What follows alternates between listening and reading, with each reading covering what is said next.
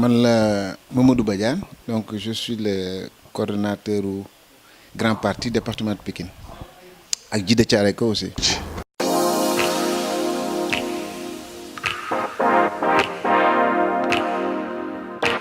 Bruno Diatta donc kilifa gu mag la ci réew mi et c'est tout heureux que réew mi rendre ko hommage à l'unanimité mais li ñu mën mooy ñaanal ko yàlla déjà jaale ko famille am jaale ko Sénégal maintenant moom dem bi day am jàngat yu bari yu ci nit ñi war a jàng quand même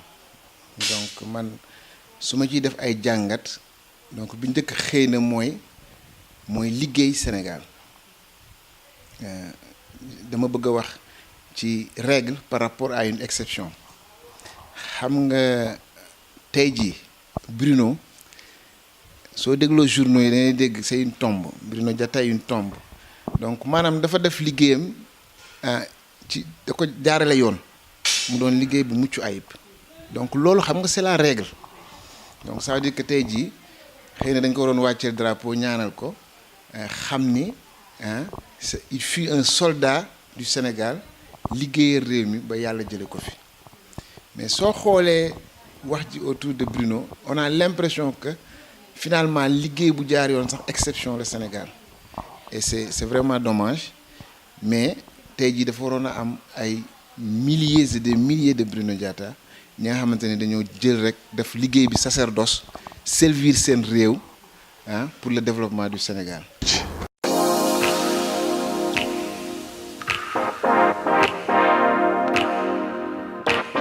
Transhumance mais rien que le nom dafa ñaaw maanaam jóge ci prairie bi A dem ci prairie B parce que bii dara newu fa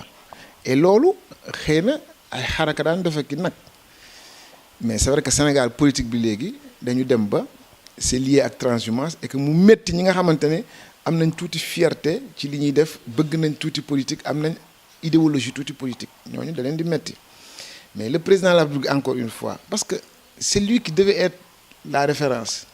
moom moo théorisé les biens fondés de la transhumance ci télé bi ñëpp gis ko et loolu appel au pied la woon c'était pour dire aux gens ben ñëw leen je l'encourage et je vais mettre les moyens qu'il faut pour ngeen ñëw gis nañ fi recevoir na ay Diagne Fada nuyoo la poignée de main devant les caméras et cetera donc yooyu je pense que dañuy retomber rek ci valeur ak contre-valeur et dès l'instant qu'il le fait dans le palais foofu la gën a méttee ci les républicains de ce pays parce que yooyu Sénégal waroon na romb aujourd'hui foofu.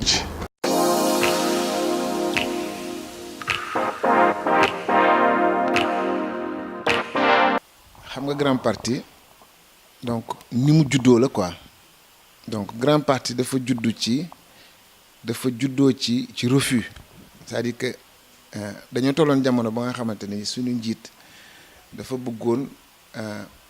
maanaam lem parti beeg ñi ne ci biir jaay seen ngor ak seen dignité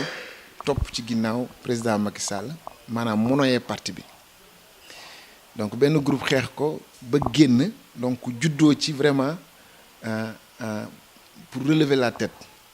donc loolu mooy naissance su grand parti ñu nekk ci donc 3 ans la ñu am 2015 2016 2017 et aujourd'hui je pense que ñoo ngi fépp ci réew mi donc loolu rek satisfaction la mais tamit li mu nekkee chance su Sénégal grand parti mooy que ni li ñuy wër bi ñu génnee bay wër Sénégal yëpp fu ñu dem ñoo ngi wax ak nit ñi di bind nit ñi di wax ñuy bind et cetera donc bi ñu ñëwee toog donc diggante 2015 2016 2017 on a eu le temps donc loolu lépp ñu xaati ko bind ko saytu ko et cetera ba pare adossé ko ci assise nationale parce que nous faisons partie aussi du peuple des assisards donc adossé ko ci ba génne benn livre programme donc teg ko ci loxo nit ñi muy le PAS donc programme alternatif suqali Sénégal donc mu am benn vision bu yaatu bu ci nekk nag parce que vision bi c'est vraiment axé sur l'épanouissement de social, économique et culturel du Sénégalais. Et je répète, du Sénégalais, parce que dans ce pays, on a l'impression que le président de la République, par exemple, sa vision à lui, muy émergence 2035 boo koy xool daf ko accès ci l'épanouissement du français, l'épanouissement du chinois, l'épanouissement de l'étranger d'une façon générale. Parce que le président Macky Sall, quoi qu'on dise, il travaille pour l'Occident.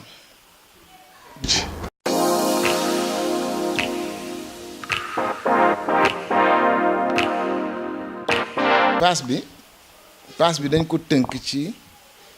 soo xoolee ci pratiquement ñaari axe xam nga ñun dañu nekk un parti social-démocrate ba pare obédience social-démocratie et ñi ngi ko ak réformiste en plus avec beaucoup de réformes. Donc la réforme des institutions li nekkoon ci assises yi loolu sacerdoce lañ ko def sacerdoce. Donc président bi du nekk chef de parti et cetera yooyu vraiment lu ñu gëm la ba pare ñu gëm aussi que ni agriculture croissance bi nga mën a jegee ci agriculture ak secteur primaire croissance boobu en réalité moo durable te mooy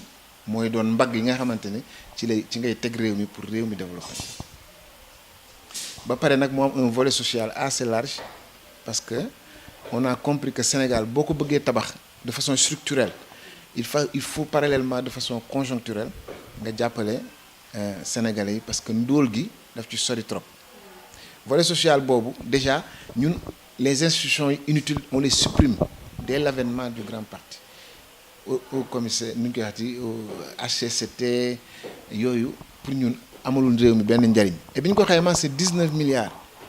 ya nga xamante ni on va renforcer le volet social par exemple boo jëlee nañ ko ramener à Pikine le stock des étudiants de Pikine il est tellement important ci stock étudiants Sénégal yi et li ñuy dund dafa métti par exemple on a dit que le PAS dit qu'il va généraliser les bourses à 50 000 francs pour dimbali étudiants yi ba pare liggéey ci seen transport pour que les étudiants puissent circuler librement dans ce pays wala un transport subventionné vraiment à grande échelle buy permettre xale yi mën a jàngi ñëw ba pare nekk ci ay conditions yu baax déjà loolu sur le plan social ça baax na dimbali nit ñi par des bourses le président Macky Sall le fait man je peux même dire que bi mu fi toogee ba léegi loolu moo tane ci li muy def nous voulons donner à la jeunesse par exemple tranche d'âge entre 18 à 30 ans la jeunesse inactive au moins des subventions annuelles de 120 000 francs ba pare jéem leen accompagner ci seeni projet donc individuel ou collectif et cetera donc yooyu bourse familiale par exemple on le maintient et on le réoriente parce que tey le problème des bourses familiales c'est que elle est partisane coow lee fi ne rek mais ñi bokk APR ñooy séddoo bourse yi demul ci ñëpp quoi soo dajalee tey Pikinois yi ngay xool ñu ko ci am en réalité boo xoolee soit ña nga xam ne ñi ngi ci biir seen parti boobu wala ña nga xamante ni am nañ yaakaar ni bu élection jotee dinañ leen voter donc grenier électoral la. Pikinois déjà xam seen bopp xam ni nous sommes des laissés-pour-compte et qu'on se regroupe. Pikine est très divisé déjà très divisé je suis à droite l'autre est à gauche etc. au milieu on tire dans tous les sens alors que mën nañ dajaloo xool suñu doom accompagner ko ba pare Pikine nécessite un investissement très lourd c'est des milliards qui doivent refaire Pikine il faut que ñun en tant que Pikinois ñu accepter que Pikine soit déstructuré et restructuré complètement parce que dafa am ay zones yoo xam ne yow da ngay dugg di dox sax dugg ci kër fekk leen ñuy añ ça pose problème dëkk dafay am dañ koy démembrer day am ay yoon am ay espace vert am ay espace de loisirs on parle aujourd'hui de ville verte il faut qu'on accepte d'aller vers ce genre de ville où dañuy daggate Pikine génne vraiment les grandes rues ñi ñu jaar seen kër ak yooyu ñuy dindi qu'on tape ñu defar d'autres villes pour eux c'est pas loin fii yëpp àll la defaral leen ay villes ay dëkkuwaay yu mucc ayib ñu dem dëkk fa et loolu xam nga loolu xaalis bu bari la laaj et cet argent là je pense que doomu Pikine yi ñoo mën dajaloo respecter seen bopp d'abord ñu jox leen cër bi ñu leen war a jox pour mën a investir lu toll noonu biir Pikine. Je suis d'accord il y a des mesures à prendre mais réseaux sociaux c'est pas fait pour saagante ku nekk mën na joxe xalaatam te saagante du ci am mais nañu xam rek lenn mooy réew mi kenn mënatu ko delloo ginnaaw fi mu toll ci liberté ak ci démocratie Macky Sall bu ko jéemee rek dina damm dara maanaam bu mu empêcher nit ñi ñu wax ci li concerne Sénégal loolu mënu ci dara bu liggéeyoon ni mu war a liggéey correctement ak waa këram nit ñi duñu mën a wax sax les Sénégalais ne sont pas fous lu nit ñi wax bu vote jotee dinañ xam ni lii moo gën ci réew mi xëy na ñu vote mais soo liggéeyul dara nag xamoo fooy teg sa tànk ku wax da nga naan yow lay waxal donc réseaux sociaux yi moom je suis pour ñu réglementer ko saaga yi waru ci nekk mais aussi je suis pour la liberté d'expression que les gens wax ci seen réew li ci nekk Macky Sall ne peut pas bâillonner les Sénégalais d'autant plus que moom ak waa këram liggéeyuñu lu baax ci réew mi ça c'est clair